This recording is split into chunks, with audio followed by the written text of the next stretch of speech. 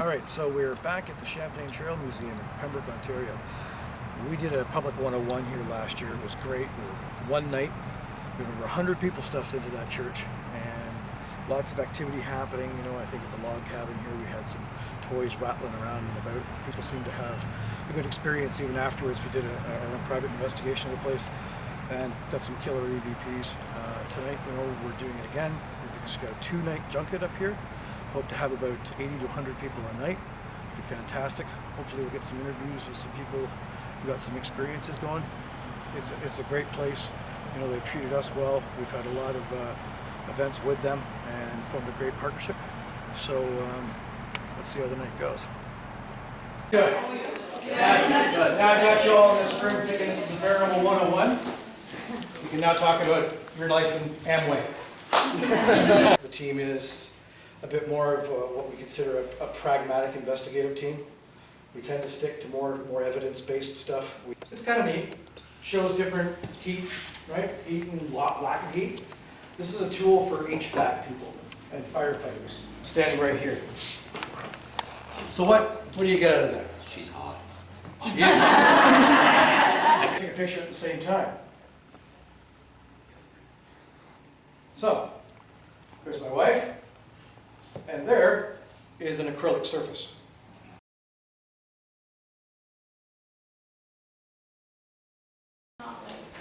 It's not what it should be.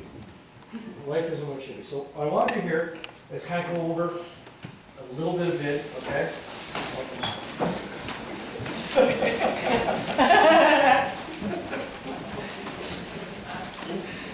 Who set that up?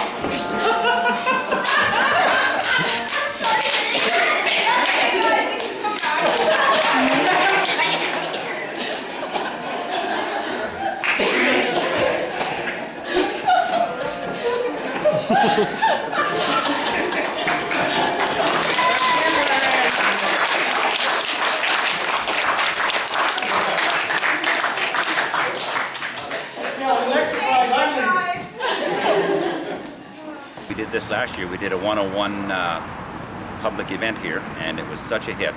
They decided that they wanted to have us back for 2 nights. So this is the Friday night. I think we're pretty much sold out. Basically, I'm going to be doing a presentation on what we do and the difference between that and what you see on TV. I mean, as much as we love to see it, and we love to see all this amazing stuff happening, it's entertainment. So I've been assigned the task of talking about orbs. So in this paranormal field, orbs are one of those things that if you are against orbs and you don't believe that this is paranormal evidence, some people get mad at you. I did hear a male voice when I was upstairs. That was the second summer I was working here. There was a distinct male voice that said hello. When I was working in the upstairs section, I came downstairs and my coworkers and I couldn't find the source of it. You know, there's certain parts of the museum I don't like going to. Okay, is it just the log house you don't like going to? No, the log house is great. I don't mind the feelings I get in there. It just feels like happiness in there. Okay. But like there's parts of the inner museum I don't like.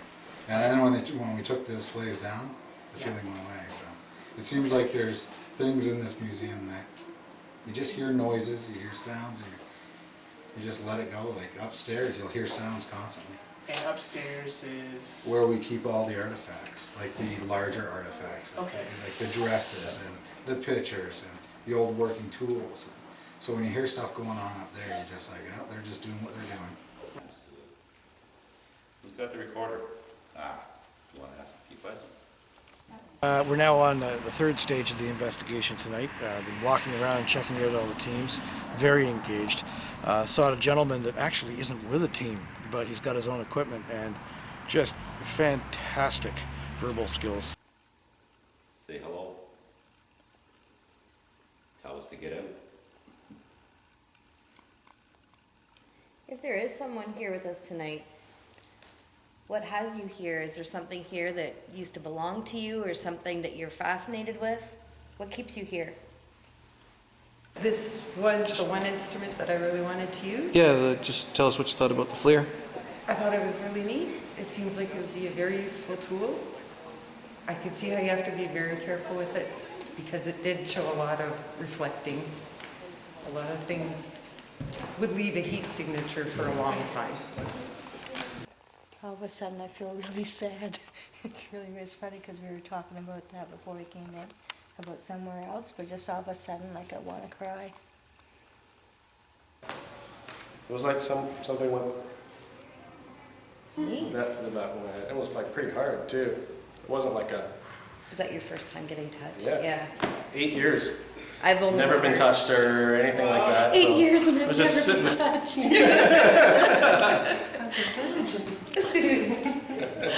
Sometimes I like my palms to feel better. And then I could feel, I don't know, I was trying to talk to my grandmother. Right. Just to say, I'm here, now's the time to do it. And a rope moved beside me, and then it stopped, and then it moved again. And that was when I was like, oh, it really did move. Did anybody get any feelings in there or anything? Sitting down, I was standing, then I sat down, and I could still feel like the faint breeze. So it's very interesting. Yeah. When I was holding it downstairs, we were talking about children. If we can maybe it was that made me feel that way. But yeah, I think I definitely felt something upstairs. How about you guys? Mine was downstairs, and it was kids too. I was gonna say something, but I'm too shy. I had a really good evening. It was very enjoyable getting to meet all of you guys on the CHAPS team and see what you do. This is my second time getting to sort of participate in an investigation with you guys. I was here at the museum last year as well.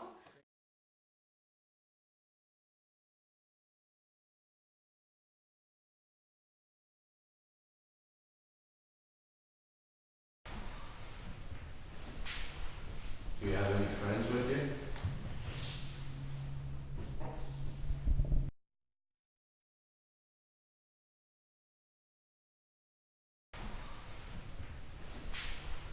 Do you have any friends with you?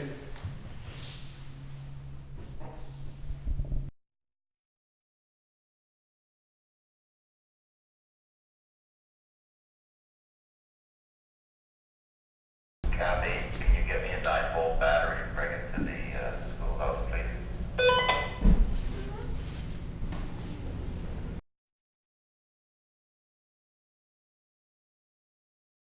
Copy. Can you get me a 9-volt battery and bring it to the schoolhouse, please?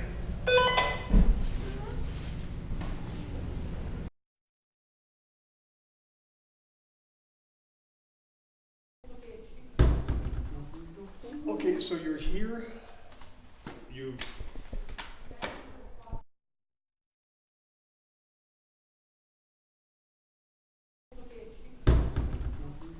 Okay, so you're here. You